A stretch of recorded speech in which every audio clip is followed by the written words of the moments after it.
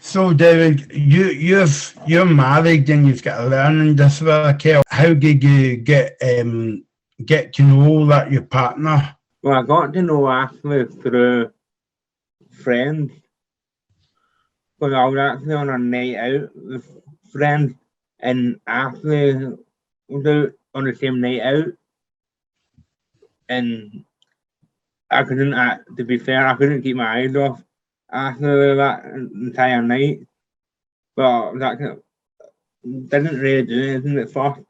Left it for a few months, and then I found her on Facebook and started talking to her through Facebook, and then a few months later, we started going out.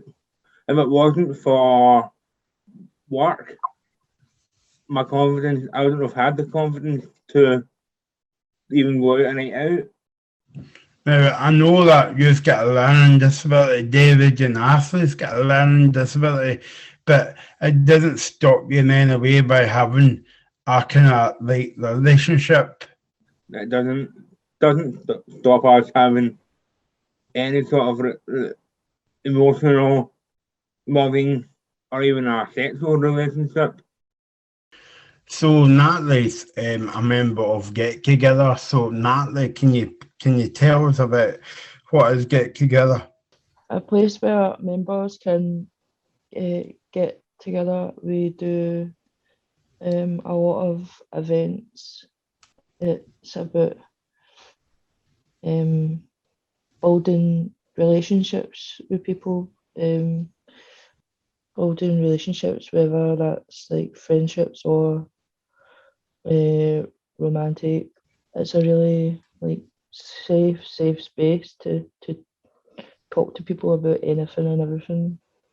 Stuff like Tinder and stuff like that, quite intimidating and not always like simple to use, or sort of in the last couple of years I don't know if discovered the right word, that I'm autistic, but I went to a Catholic school, so there wasn't really much talk about sex and stuff like that at Catholic schools, but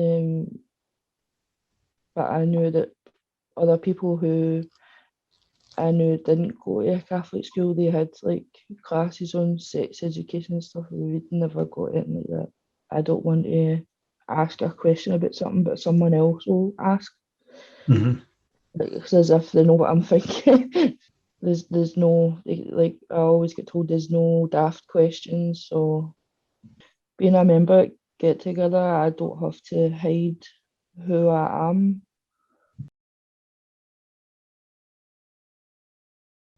So Sanjeev, you went to a mainstream school, and obviously that you've got a disability. But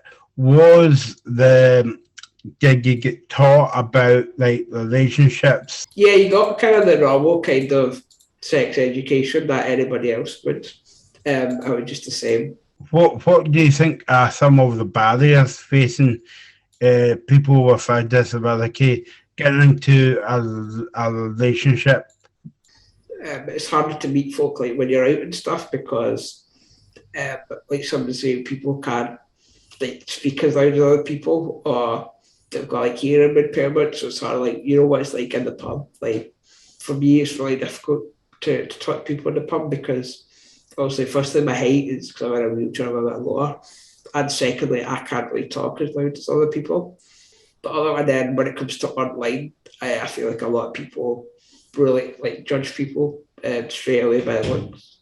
So so they judge that they can also see the wheelchair, and a lot of people kind of they don't know what to think. I think a lot of it comes down to kind of education. I don't think it's that they're deliberately. I think it does kind of get you down that people are kind of vain and people do. I don't even know if it's judged, but it's just, they're just not educated on what different disabilities are. And a lot of people are always afraid to ask when they should just ask. And it's a lot more difficult for us to to kind of be in a relationship and things like that. If it's not too kind of like personal, speaking about your disability now, how does that really like affect your kind of like relationship? So it affects my relationship in a big way, actually, especially in the last like 2 to 3 years. Cause my disability now, I'm starting to have deteriorations. So it affects the relationship where nothing like obviously where it's the end kind of idea, but we have so many stupid arguments because when I'm really sore or I'm having a flare up or whatever else, I get really grumpy. And Jordan's obviously at the one end of that. So I don't get violent, like I would never get violent with him, but I get very verbal. I swear a lot when I'm in pain, which means Jordan gets so much verbal abuse, to be honest. But then, see, after I've took painkillers and I've settled, the first thing I do is I go back and apologise.